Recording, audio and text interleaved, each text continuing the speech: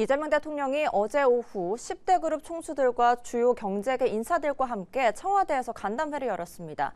이 자리에서 이재명 대통령은 성장의 온기가 지방과 청년에게까지 퍼져야 한다고 강조하기도 했는데요.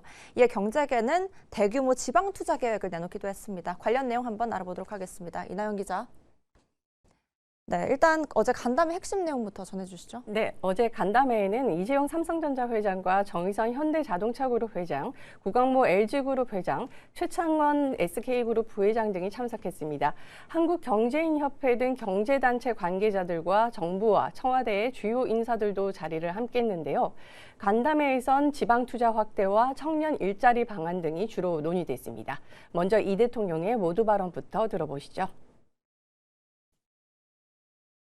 우리 여러분들의 정말 헌신적인 노력 덕분에 수출도 사상 최고치를 갱신하고 있고, 또 특히 누구도 상상 못했다고 하는 주가도 5,000포인트를 넘어서고 있어서 이 성장의 과실, 성장의 기회들이 중소기업에게도, 또 수도권 중심인 대한민국에서는 좀 지방에도, 또 이미 일정한 위치를 차지한 기성세대 뿐만이 아니라 새롭게 우리 사회에 진입하는 청년 세대들에게도 좀 골고루 온기가 퍼지면 정말 좋겠습니다. 네, 경제계는 이 대통령의 주문에 대해 지방 투자와 청년 고용으로 화답했다고요. 네, 재계 전체를 통틀어 300조 원 정도를 지방 투자를 위해 쓰겠다고 밝혔는데, 이 가운데 10개 그룹의 투자 규모는 270조 원 가량입니다. 이들 기업은 지난해보다 16조 원 늘어난 66조 원을 올해 투자합니다. 또 지난해보다 2,500명 늘어난 5만 1,600명을 신규 채용하기로 했는데, 이 가운데 3분의 2 가량이 신입 채용입니다.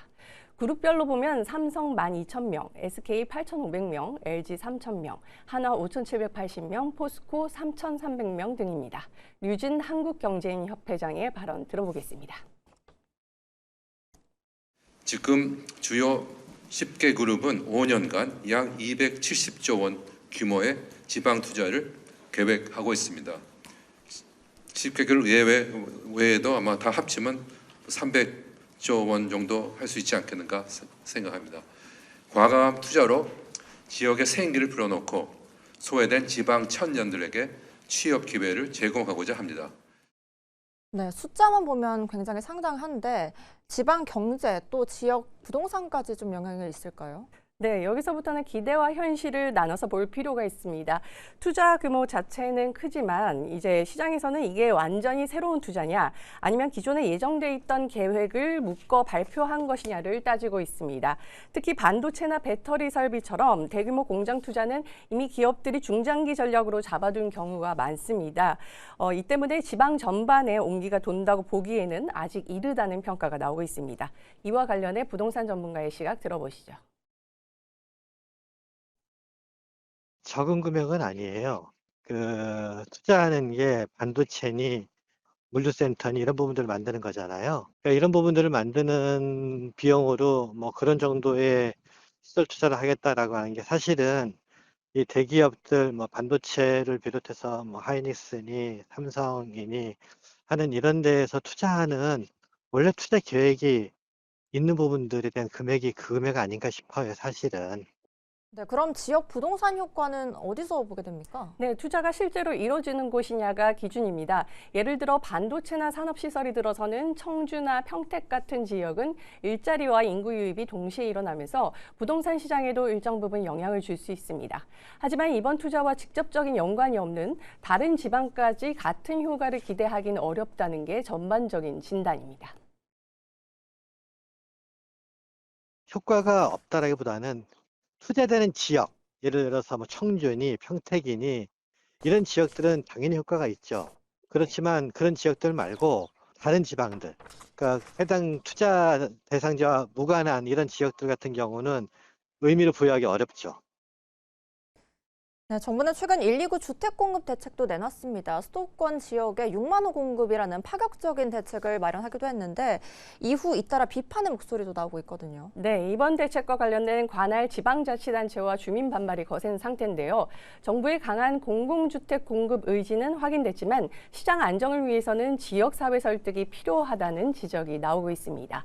김윤덕 국토교통부 장관도 일부 지자체가 반발하는 데 대해서 논의가 충분하지 않은 점이 있었을 수 있다며 협의 과정이 일부 부족했다고 인정했는데요. 김 장관의 발언 들어보시죠.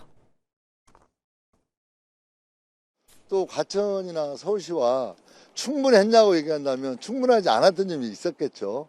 하지만 저희들이 논의할 수 있는 그런 여러 가지 채널을 통해서 논의를 해왔다는 말씀 드리고, 또 여러 가지 부분 합의도 되기도 하고 또 이견도 있는 점이 있습니다. 그래서 그런 점에 대해서는 앞으로 좀 논의를 통해서 그 이견을 좀 좁히고, 또 국민들이 또 그 주민들이 반대하는 이유가 또 있거든요. 그런 반대하는 이유에 대해서 좀 들어보면서 좀 더 근접할 수 있는 여러 가지 대안들을 모색해 나가고 그렇게 진행할 예정이고요.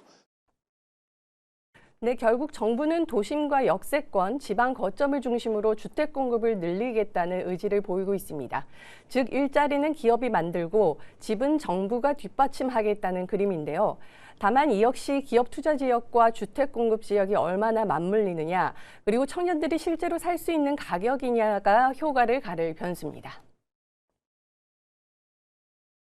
결국에는 서울의 수요를 분산해야만 해결될 문제 아니겠습니까? 서울에 아파트 1, 2만 개 더 지었는다고 해서 수요가 넘치는데, 가구수 분화라든지 지방에서 졸업해가지고 서울로 올라오는데 그 수요를 어떻게 막겠냐는 거죠. 네, 결국 핵심은 투자 규모보다 어디에 일자리가 생기고 또 집이 지어지느냐인 것 같네요. 네, 10대 그룹의 270조 원 투자가 수도권 쏠림 현상을 어떻게 꺼내낼 수 있을지 앞으로 지켜봐야겠습니다. 이나영 기자 수고했습니다.